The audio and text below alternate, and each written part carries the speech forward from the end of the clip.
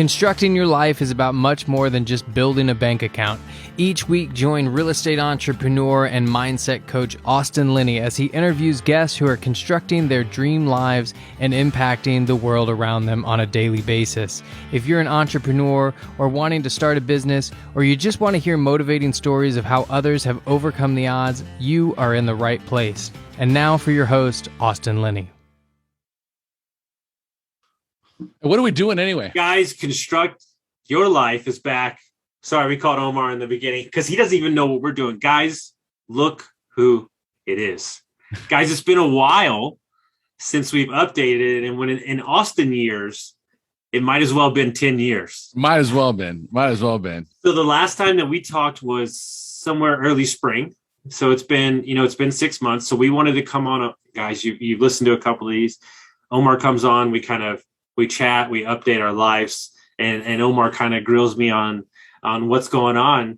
But first, before we do that, I want to ask Mr. Omar Pinto how he's doing. That's a loaded question, Austin. Well, I mean, let's just say it's Tuesday today. How does today fall for you? It's interesting because a lot of my clients are Jewish. So I have a large clientele of Jewish. So normally my week is pretty full. I usually have about anywhere from 12 to 16 clients a week. Okay, that's usually what I have. Wow. Average. So then we're talking about putting in the work, putting in the hours, right? And so many of them are currently in, they've been celebrating Yom Kippur and Rosh Hashanah and Sukkot. And so it's like 3 weeks where they just basically take time off to eat. You know what they say about idle hands, right? It's the devil's workshop.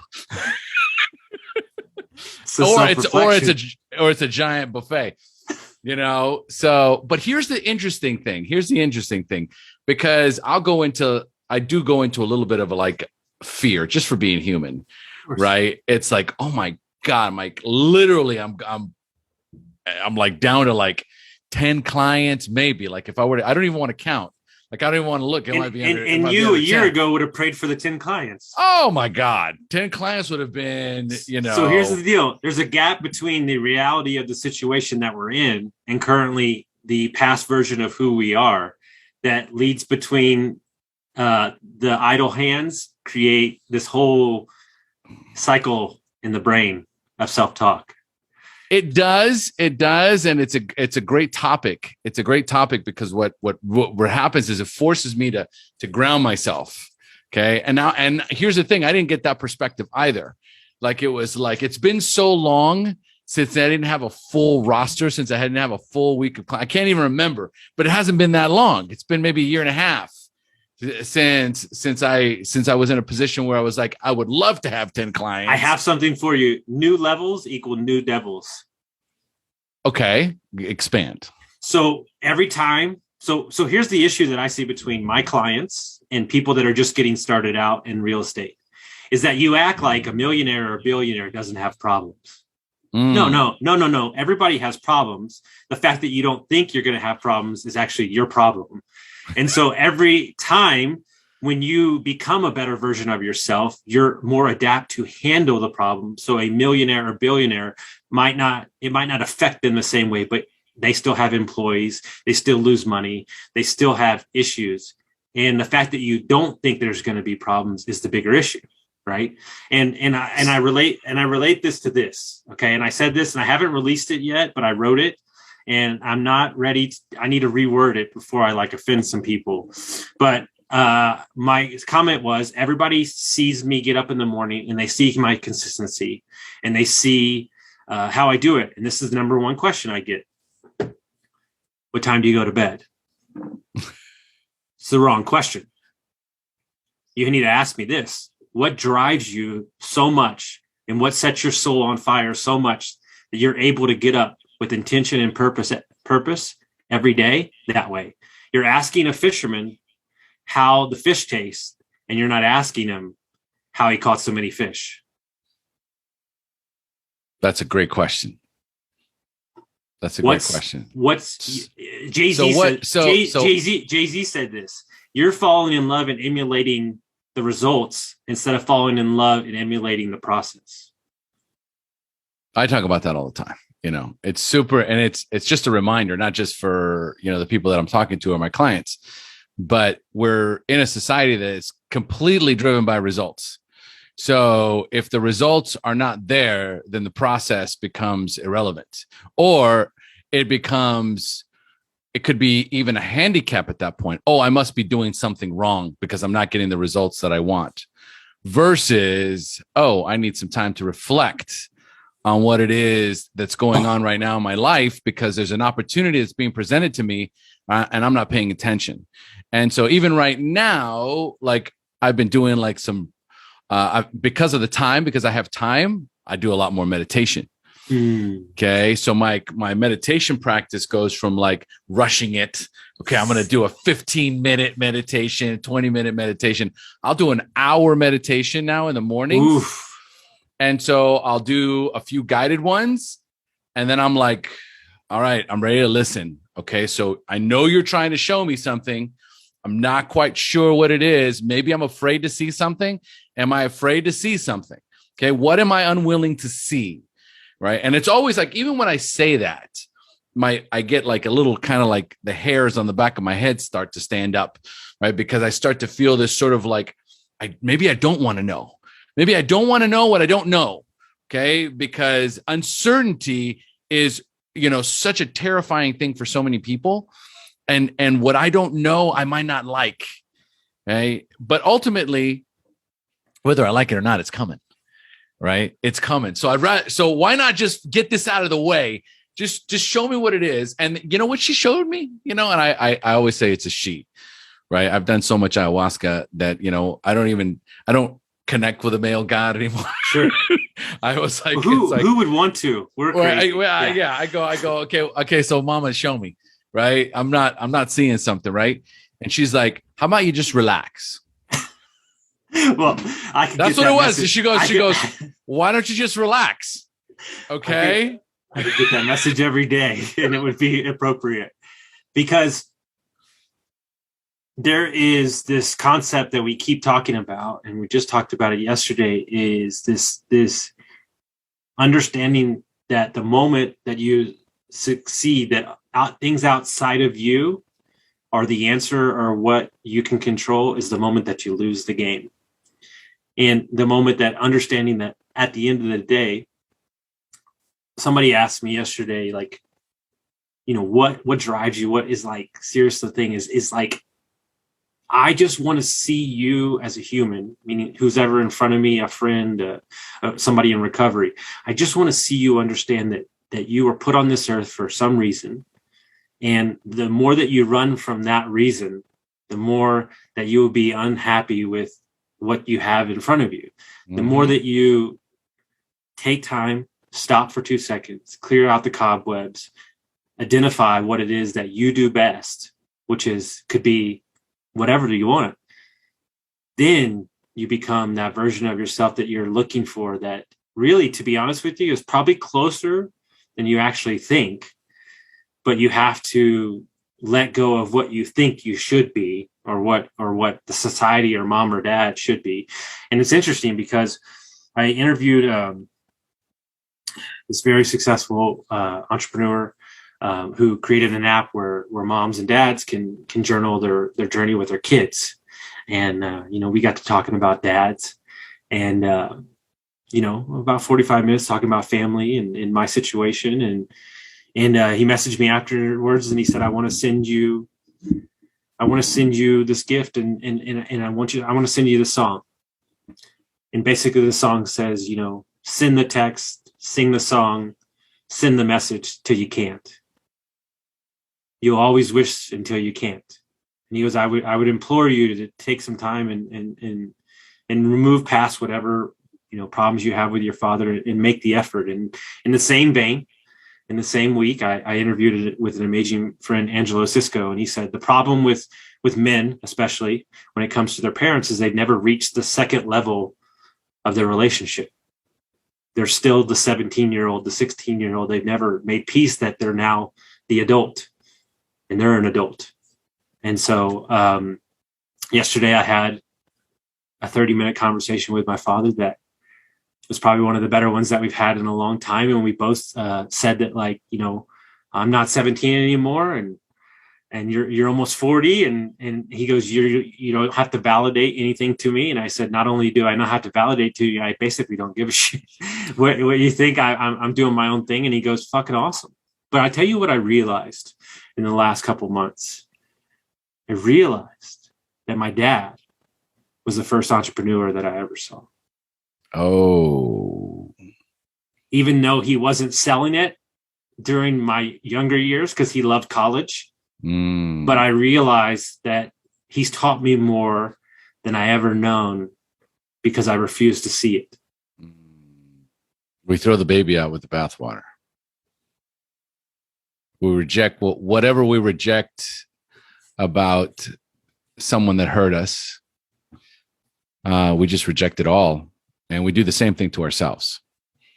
You know, there are moments where we do so many shitty things. You know, we make so many mistakes. And that's one of the things that I help people with.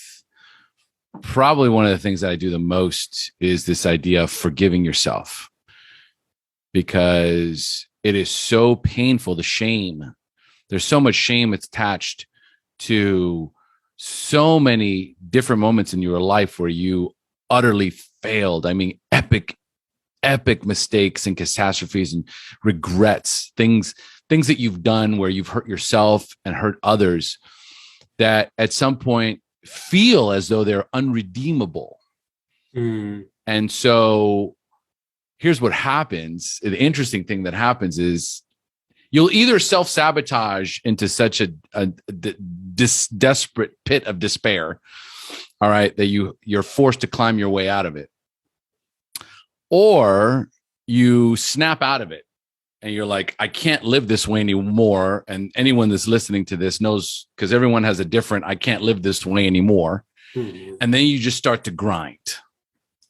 You just start to grind, and you grind, and then you start to grind some more. And then I'm working 30 hours a week, 40 hours a week, 60 hours a week. And I get into this state of mind where I'm so tunnel focused on getting somewhere.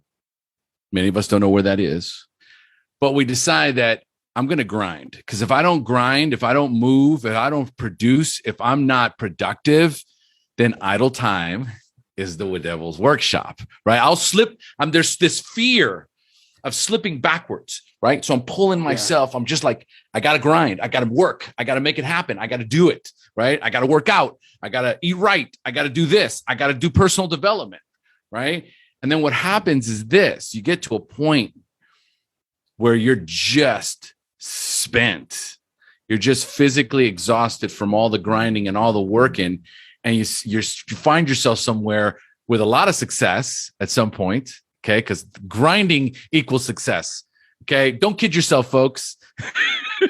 When you grind, when you commit to grinding, when you commit to working, you will find success. But what you won't necessarily find is happiness. Well, perfect example. So I'm in a mastermind. Ed Milet said, he posed this question, and I'll pose it to you. Are you in the pursuit of happiness, or are you living in a state of joy? Because the pursuit of happiness, amazing question, meaning that you'll never find it. But if you're living every day in joy, then that embodies who you are and your energy, right? And you really are what you attract. And here's the deal. We can second guess ourselves right out the side door, or we can say, I'm just going to show up every day for myself, for my daily habits. And I'm going to let, Kyle C said this, your goals, even your goals, are still small, because your goals are predicated and written down from a past view of who you are. And so they can only be so high. But in the moment, if you showed up to them every day and you said, I'm just going to show up in the highest form of who I am, step into my gifts, then those ends know no bounds.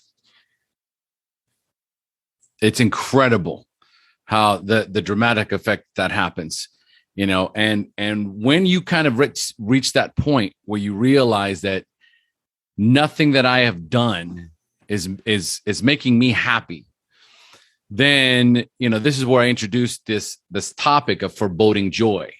So Brene Brown is one of the ones that first started this, the first time I heard about foreboding joy was with Brene Brown. And really what it is we avoid or we prevent ourselves from feeling or more importantly, expressing joy, because joy is an expression, happiness is a feeling. So we prevent ourselves from expressing joy because of the fear of disappointment. I've been hurt so many times. I've been disappointed. I've allowed myself to get excited. I've allowed myself to have hope. I've allowed myself to feel good, for lack of a better word. And I've been let down and I've been disappointed. I thought that when I got this degree, I was going to feel happy. I thought that when I ended up getting married and moving across the country and making 6 figures and then making 7 figures, I thought I was going to be happy when I reached this. And it's not happening for me. And I go, chances are you're still in this state of foreboding joy because the idea of losing joy is more painful than not experiencing it at all. I can only fall so far when I'm standing on a step. But I get to the third floor, that's going to hurt. It's going to hurt. So what happens is this, we just start to develop coping mechanisms that are there to protect us. Right. So as soon as I start to feel the joy coming on, okay, it's like, okay, all right, but something could go wrong. I know. Okay, don't get too excited because something could go wrong. I can't have this much money in the bank because something's going to happen. I can't be this happy with my partner because something's going to happen. And what you realize, right? Only because I've experienced it in the last couple months.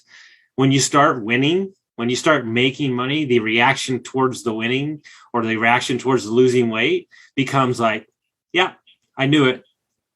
And then the game changes, right? Because you're just looking at, hey, man, and we'll get into it. This is a really fucked up situation, but I swear there's something in here that's working for me, right? I swear there's something in here. I can't see it, and I don't believe it. Thank God I have a partner that's like, hey, it's all good, right? Just dial it down, right? But what it made me realize is that it's okay, right? And this took so much work to get to a place where maybe for an hour or two, I fucking lose my shit, right? But then I bring it back and I always ask myself the question, what can you control and what do you own? Meaning what ownership do you take in the situation? And then I look at the problem and I lean right into that motherfucker, as hard as I can. And basically I go, you're not going to quit me. My problem, you're not going to quit me. You're not going to break up with me because I'm going to own you. And every time I own you and get past it, then I create this new level of myself, right? And we were talking about this yesterday. You can read a book today and you could read the same book 6 months from now. And that book has 2 different meanings.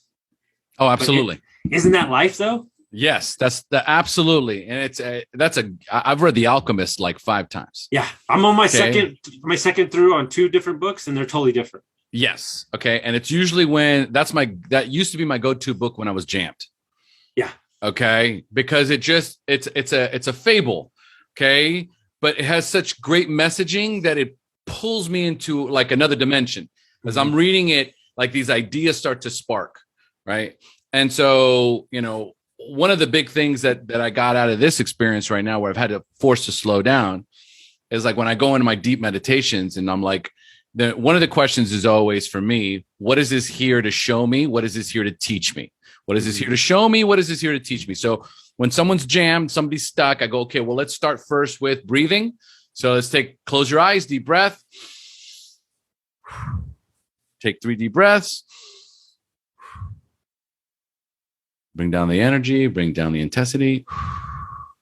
What is this here to show me? What is this here to teach me? So the thing is, first, I have to do an immediate state change, right? Because I'm intense. So, and a lot of times when somebody is stressed out, right, they're intense. There's a lot of intensity. I don't know what to do, right? And so it's like, first of all, we got to bring all the intensity down, and we got to ask that one question. Those 2 questions. What are you trying to show me? What are you trying to teach me? Or what am I unwilling to see? A lot of times I'll wait till the 3rd one. What am I unwilling to see? Because as soon as I say, what am I unwilling to see? They'll usually go, oh, yeah. Oh, what am I unwilling to see? And so what happened was, like when I've been doing these deep meditations, like I only had 2 clients yesterday. Right. And so there's 2 versions of Omar. Okay. Oh, yeah. I only have 2 clients. What the?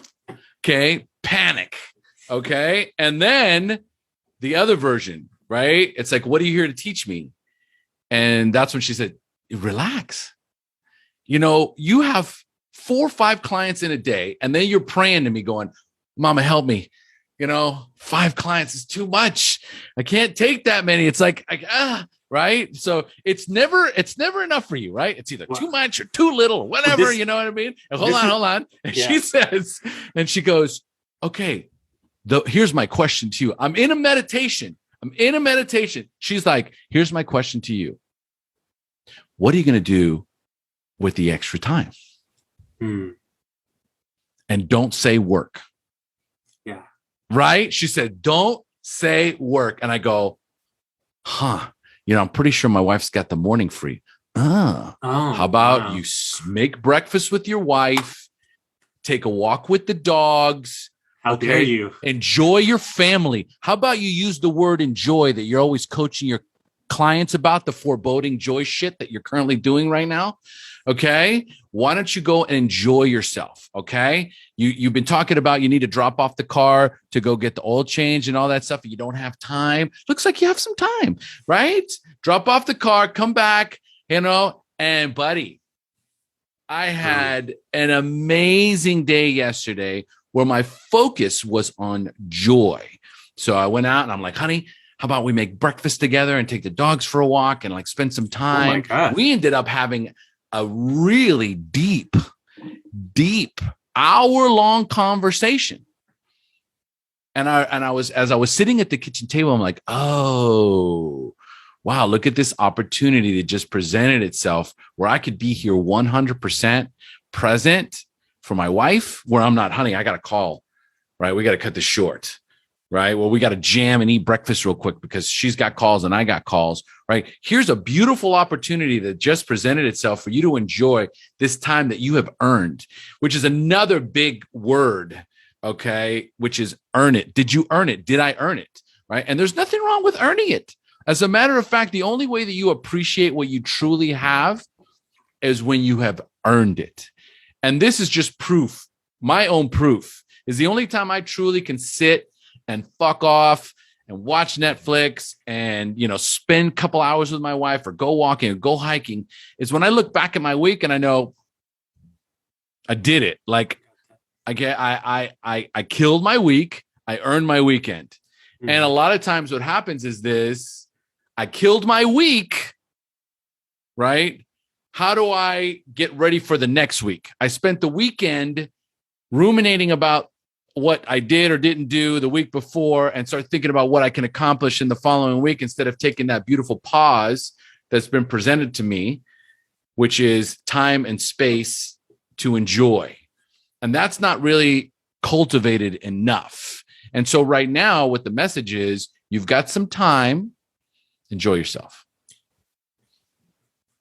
So much there. One of the things somebody asked me the other day, they said, how can you handle so many things? Coaching, building businesses, 2 podcasts, everything. It just triggered me when we talked about what we talked about earlier. My dad was a very high-powered dentist, very busy, and he used to have the sheet down, right? The sheet was like the next the next day, schedule. And he said that after a year, he had to stop doing that because if he had a difficult person on the schedule, he would spend all night thinking about how he's going to handle that thing. And he just got rid of it. And so what my answer to them was, I just handle what's in front of me in that moment. And maybe I'm a quick thinker. Maybe I can adapt. But also it's this other thing I'm working on. And this is my huge thing. Aubrey Marcus was talking about this and this word choice. We as society, grumpy as fuck, walk around, bitch and moan, acting like we don't have a choice. You don't have to scale. You don't have to add that other business. You don't have to add that other client. You don't have to eat. You don't have to have water. All those things are a choice. But you're walking around and complaining, bitching and moaning like you don't have a choice in the matter. Are you talking about the interview with Aubrey Marcus and N. Milet? Yes. One of the best interviews I seriously ever seen. So the two best interviews I've ever heard is Aubrey Marcus and Seth Godin and Aubrey Marcus and Ed Milet. It's two of the best interviews I've ever heard. Dude, and here's the deal. And I can take him with a grain of salt sometimes because he's a little, but I understand his focus and where he's coming from. He's ultimately saying to people, the choice is yours. Stop acting like you don't have one. That's like, and the thing is like, I have to. No. I have 20 plus podcasts this week, 6 meetings, 12 coaching calls, but I get to. There's nothing on that schedule that's not a fuck yes. And so if that's the case, then you have your long-term goals and you have your short-term goals and you have your week goals. And the thing is that I am saying, where does this serve me? How can I show up for my future self? And do I need to be doing this? Right. And ultimately, at the end of the day, my clients are happy. My business partners are happy. And you're building up towards a legacy. Right. And you get to choose. And don't get me wrong. I catch myself all the time, but it's those reminders. And so it's this concept of, did you have a bad day or did you have a bad hour? Right. And this guy, Mark, so his name is Mark England, is one of my favorite people in the world. He runs this group called Enlifted Coaches. I'm about to start a certification with him. And he says that the problem with people is they read their life like this, where the book's right here up against their fucking face and they can't see shit. He goes, I want you to do things. He goes, first off, Americans talk too fast. He goes, I want you to talk at 70%. He goes, every time you say a sentence, I want you to breathe. And when you breathe, then you say the next sentence. And it kind of gets you to slow down your thinking. It gets you to take a pause and it gets you to own what's in front of you. And that's kind of the situation, right? Is that we're walking around being affected by every little outside force, by every little distractions. Thing. Yeah. Distractions. Not only that, but here's the thing. I also think that when you self-destruct or when you're in toxicity, I think that you crave that because it's the only thing that you know. Like, I'll be honest with you, I'm really having to learn how to win. This is really weird for me. And now, like, money's coming from every freaking which way. And it's like, we're on this momentum train. And I'm like, when's the train going to stop? Or is it not going to stop? Mm-hmm. Or, and so now I'm having to like do this whole new thing where it's like, oh my God, life's really good. How do I not fuck this up? Which sounds so ridiculous, but it is true. Like, well, here's what I've learned is that, the word complacency has so much is so much a deeper word than we give it credit for. But, when we face adversity, it prevents us from being complacent. So, we're a lot of times the fear of success is not the fear of success. It's the fear of sustaining success. So it's two very different things, right? Like anyone can hit a home run, but can I hit a home run every game? And so I go from going, oh my God, I can't believe I hit a home run. That's fucking amazing. Right. To, okay, get up there. We're expecting another home run. Yeah. Right. And so what life has taught me is this, right? Is that in these moments, like you were just talking about, it's like, oh my God, it's pouring, right? I have these big months and it without fail, without fail, I do my numbers at the end of each month. And I go, honey, look at that month. That's what I'm talking about, right? And then there's a little voice in my head says, yeah, but are you going to do it next month? Right? It's the entrepreneur. Let me tell you something. It's the entrepreneur question. It's right. And then the other one is, oh man, this month was not that great, right? But here's what it allows us: the freedom to create whatever month we want. The thing that I fall in love with entrepreneurship is there's no ceiling. If I worked really hard at my job and I waited tables or I did this, there was I made great money, but that's like here. But like really the control, right? As me and Anthony talk about, it's not work-life balance, it's work-life control.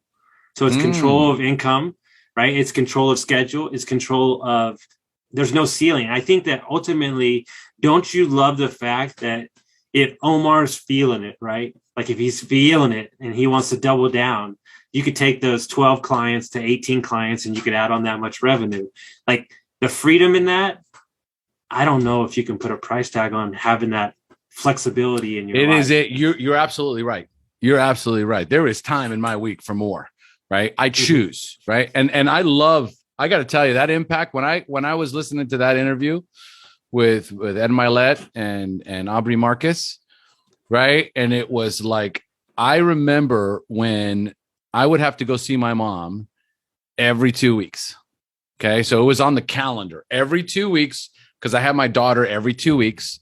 So it was an expectation that my mom was like, okay, every Sunday we're getting together for lunch, every other Sunday. Right. And what would happen to me was I would spend right after that Sunday, I was exhausted. I was physically, mentally, emotionally just taxed. It took me a couple of days of kind of like reeling myself from the intoxication of being around my mom for too many hours. Because even when we were together, she wouldn't want us to leave.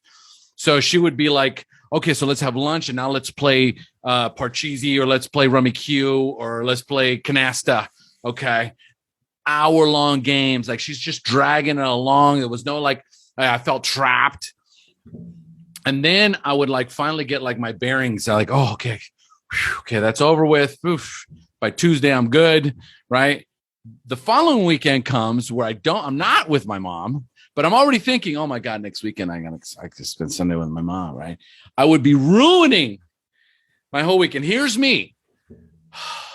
My wife, what's wrong with you? Oh God, I got to go see my mom.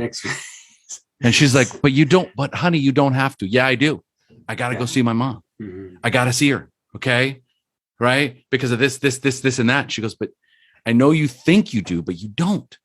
And I remember watching that interview with Aubrey Marcus and Ed Milet. And he goes, people think they have to do things. They walk around miserable and angry, right? And frustrated. Man, I got to go to work.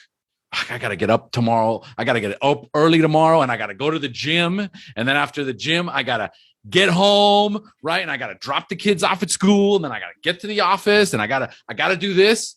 And he's like, people forget they have a choice. No, you don't. And I take it to extreme, right? Like when I got that, I was like, oh my God, I actually don't. I got to pay my taxes. No, you don't. I mean, you're going to pay consequences for it. Okay. But you don't have to, look, here's the deal. True you don't have to do anything. Here's a true story. And I know you've dealt with this and thank God you already paved the way for me because you've taught me. It's so hard. This is the number one thing I'm working on. You ready? This is the coach's crutch. My attachment to your outcome as a client. Oh yeah. And my energy to it makes me when I'm all in, I'm all in. Makes me an amazing coach. And you will change. And it'll also rip me to shreds in the same. It will tear you apart. I'm so glad you brought that up. This is the number one thing that I will work on for the next year. Okay, or you can just work on it now. Okay, yeah. So ultimately, right? I mean, I'm working on it every day. Let's just no. Okay, but I'm just gonna give you a quick, because that's me, to a T. It's like my value and self-worth, my sense of value, my sense of validation and accomplishment and self-worth is all wrapped around my clients' happiness and success. And did we achieve our objectives? Okay. And, it's not my responsibility, okay, to manage the emotional, it is not my responsibility. The emotional, good Lord, I already forgot it. Look at me. I was about to coach you and it just went. It's all good. Okay. It is not the emotional well-being of others is not my responsibility. That's what it was. Okay. And I remember when one of my coaches was like, because it took me years of coaching with my mom. Okay. And it was like, the emotional well-being of anyone else is not your responsibility. It is not your responsibility.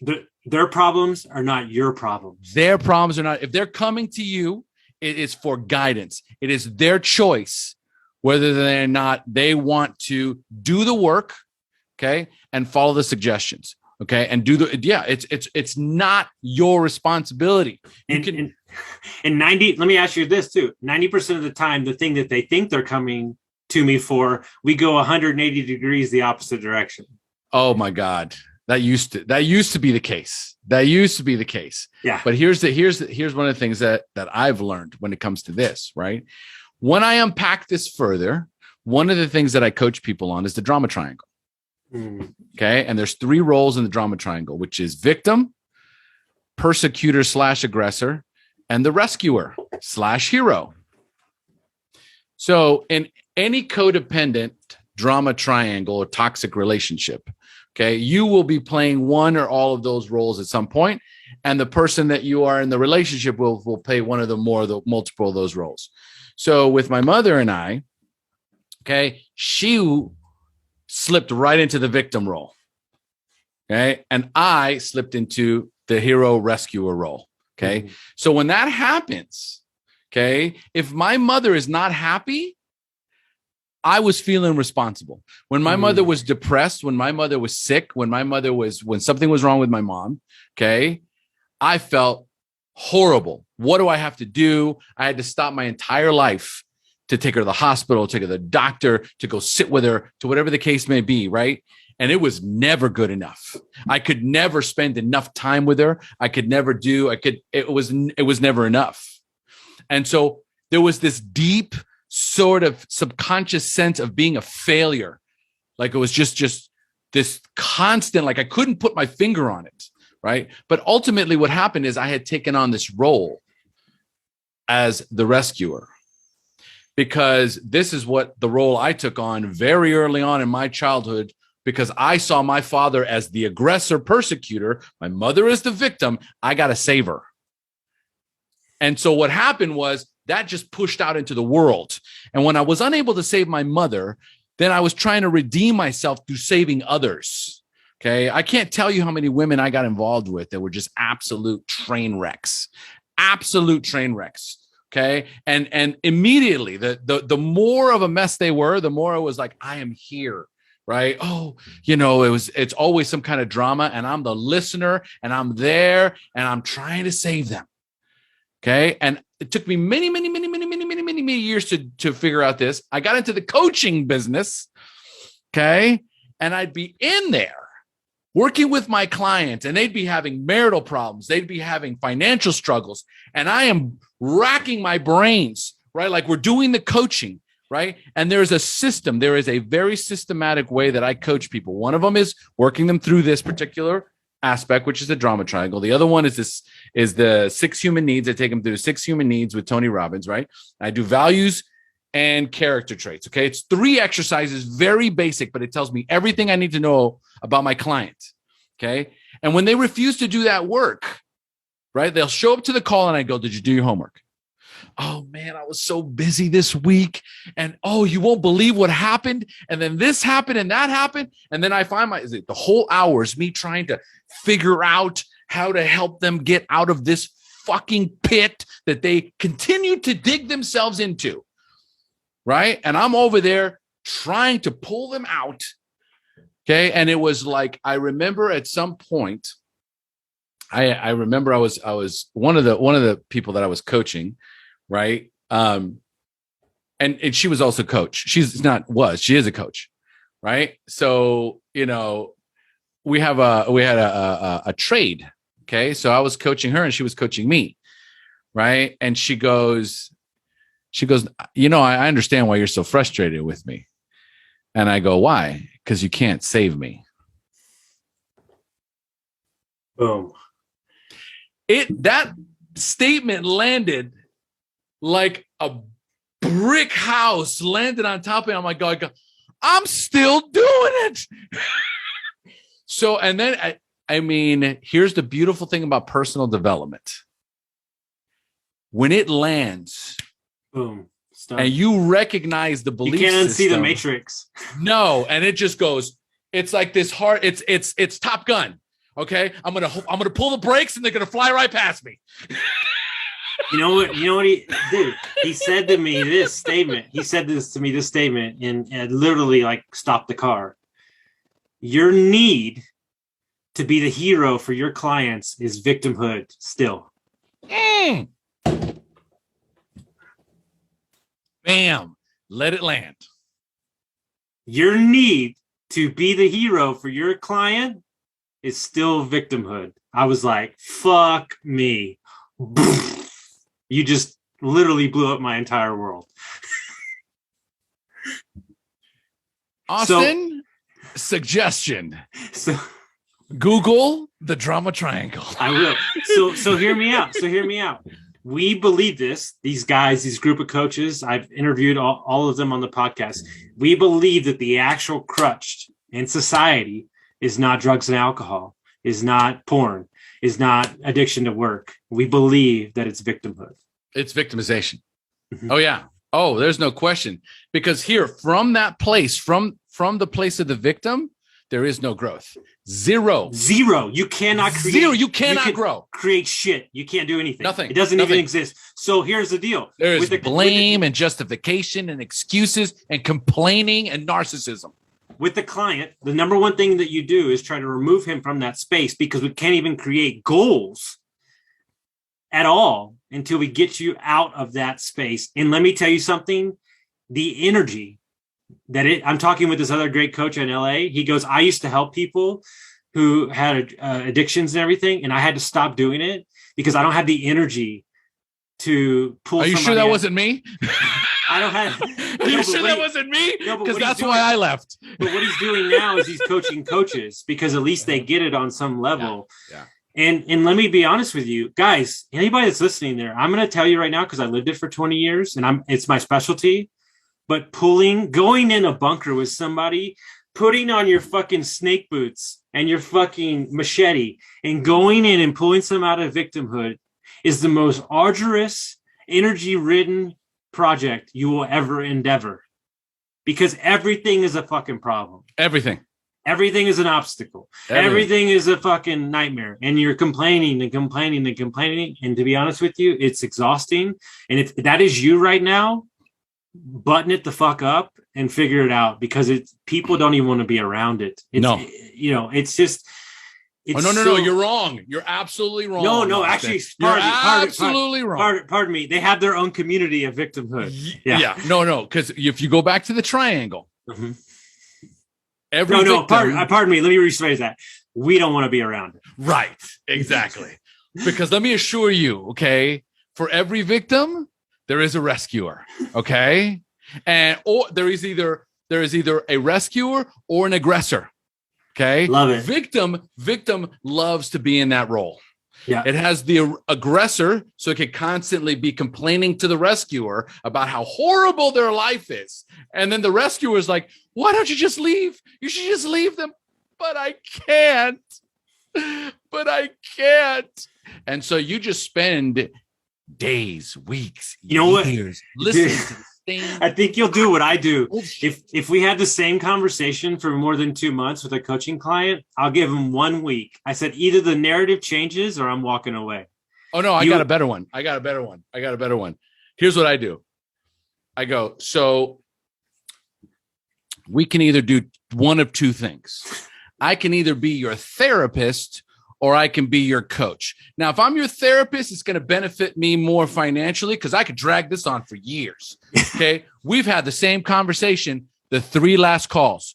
So I'm good. You know what I mean? Like, we can do this for years, or you can let me coach you.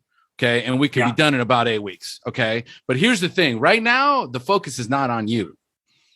The focus is on everything else and everyone else except you. So you are slipping right into victim. And so it's like I said, I'm going to leave it right here. When we show up next week, okay, on our call, you just tell me. You just tell me how, because we could keep going. We'll hang on the same conversation. We could do this for the next year. And I got to tell you, Austin, every time I do that little slapsticks, they're like, all right, dude. Somebody asked me the other day, what's the difference between a therapist and a coach? A coach focuses on the future, a therapist focuses on everything behind you. It's as simple as that. Like, I'm not going to play the game. If you want to address some stuff in the past, when you're in the right mindset to handle it, then we'll address it. But currently, let's focus on creating some habits that'll move you forward. Let's attack a growth mindset, remove you from the fixed mindset, and then we can kind of do what we do. We got a couple more minutes here. The conversation always next level shit, but this feels like an Aubrey Marcus. Yeah, I do want to kind of update people on, this is why we come on here, kind of my life, because I always have guests on, so they don't. So, as many of you have followed, I left Texas into July to pursue an opportunity with a mentor of mine. It kind of gave me an offer I couldn't refuse. I have a new philosophy when it comes to business and coaching clients and just anything in general. I will not move an inch if there is not alignment. And I really think alignment in values, who they are, what they stand for, what's the mission here, what are we doing? And for me, this was a no-brainer. He is an amazing father. He's an amazing businessman. He is just a good human, and kind of said, listen, I need you. I was joking. Like, I was like, hey, I'll fucking come do that. And he's like, nah, like, don't fuck around with me. Like, don't play with my emotions. And gave me an opportunity to oversee him growing his hotel portfolio. As I have 20 years experience in hospitality. He said, hey, here's the deal. I'll pay you a little bit. You consult, and you get to live in a house for free on the lake in Lake Tahoe. And so every house around us starts at 1.2 million. To be able, environment is very important, and to be around these high achievers and more importantly, nature. Being able to be around nature and be around people that elevate you. I think you can't put a price tag on. And nothing against Texas. I'll always own a home there, and you're in different phases of your life. But I found me needing more from my environment. And I think that more is nature. I think there is no, it's funny when you said that, you said your environment, and, you said high achievers. And I said, no, your environment is your nature. Yeah. Okay. And so my wife and I are building on 2 acres, and most of that property. So we have one house to the right of us, one house to the left of us, nothing in front of us, and nothing in back of us. Okay. It is beautiful Costa Rica reserve land that's on the property in this development. By the way, guys, hold on. He's playing small. Guys, you ever seen Tony Montana? The movie, this house is amazing. Glass overlooking San Jose, the city, beautiful hammocks, barbecue pit. It really is. I really believe this, and I know you do too. I think that your business is going to double when you move into that house. It is. So there's no question. And I'll tell you why, because I built that house in my mind first. I built it in my mind. Okay. I kept building it until the architect actually showed it to me. He says, is this what you were thinking about? And I go, yes, this is exactly what I was thinking about. And now it's almost completed. Right. But what's really impactful about it is surrounded by 100-year-old trees, massive, huge trunks, very incredibly tall, and so it's the fresh air. Okay. And when you walk outside, you walk 10 feet from my house, you can hear the stream right down at the base of my property. And so associating yourself with high achievers is going to get you one thing. But what I have found is that when you watch any movie where there's chaos and mayhem, and there's just like this whole like crazy sort of struggle that happens, like a superhero type movie. Okay. At the end, 9 times out of 10, where do they end up? Like when it's all over, they're on this giant fucking ranch with hundreds of acres and all these trees. And they're just sitting on a porch, kind of chilling, right? And communing with nature, because that's always where the journey is going to lead you. No matter how hard you work, the success that you achieve at some point is going to send you right into nature, because you're going to need that space and you're going to need that grounding, right, to take you to the next level. Okay. There's no next level in the chaos. For you, there's a constant need to recharge your batteries, reconnect with nature, and ground yourself. Because you said it earlier, and this is in a different context. There's 2 sides of Austin. There is the I work, I get after it, like I'm in it, like grind tomorrow, like grind. And then there's the I'm way off. Like we went hiking on Saturday. It's like I'm sitting there going, this is not even fucking real. And I'm finding more peace in my soul because there are the opposites of what I look for. Like my goal, and this is true, and I'm going to do it. I don't give a shit what anybody says. I'm going to run multiple businesses and 2 podcasts, and I'm going to work 3 days a week because that's what I like. And maybe those days are 16 hours, but hear me out. I almost feel like there's 2 lives. There's work Austin, and then there's lifestyle Austin. And I think that people don't understand that they can be both, right?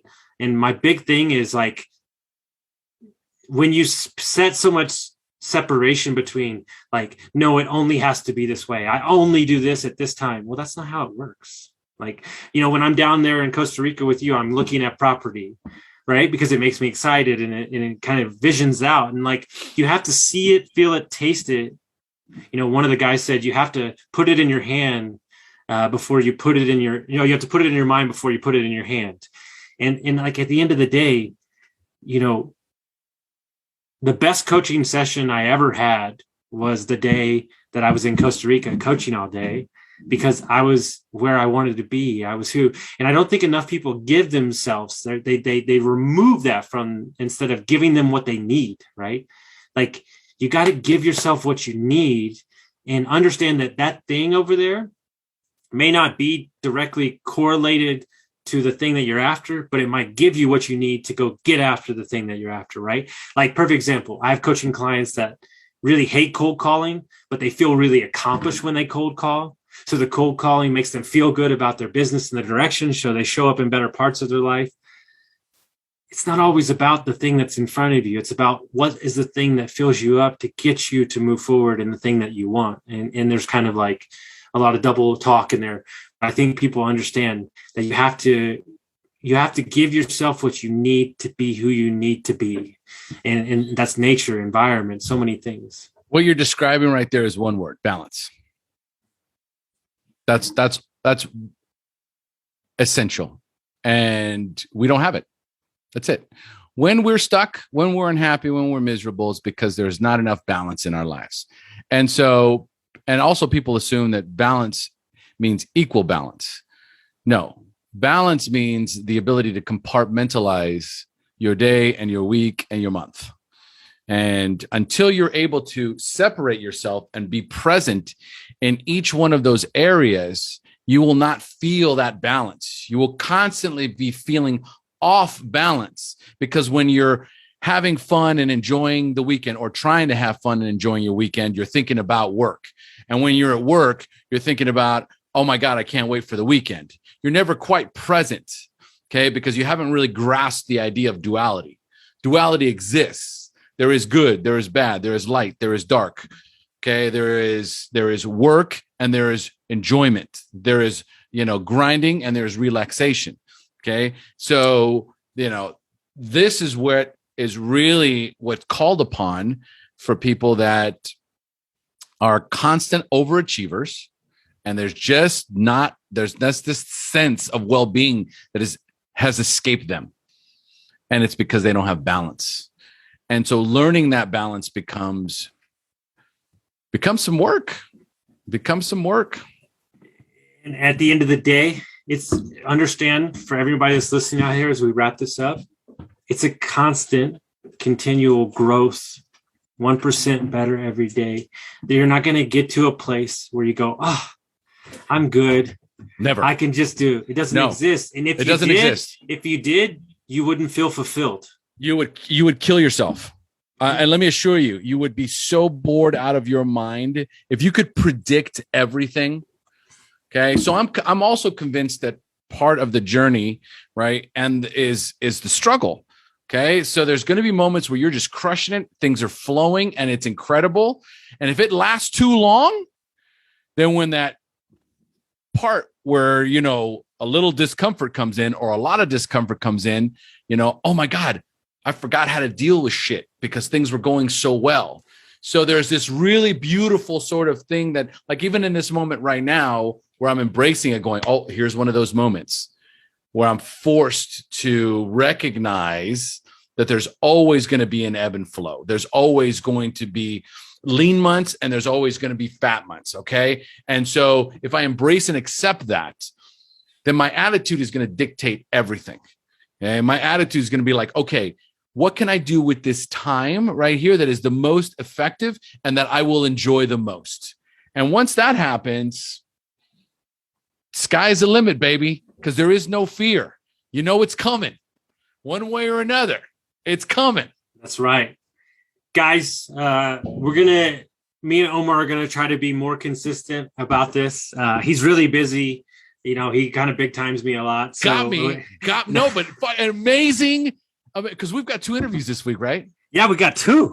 Yeah. And I mean, I'm like, because he hit me up yesterday. Hey, are we still good for tomorrow? I'm like, oh yeah. Well, here's the deal. If you got this time, I'm going to get you in again this week. We're going to do part 2 of this conversation. All right. We're going to spend some time. Guys, if you like this episode, send it to your friends, share it around, check out Omar's website. Trust me, he's crushing it. And I thank you so much, my brother. OmarPinto.com. Check it out. Cassie says bye.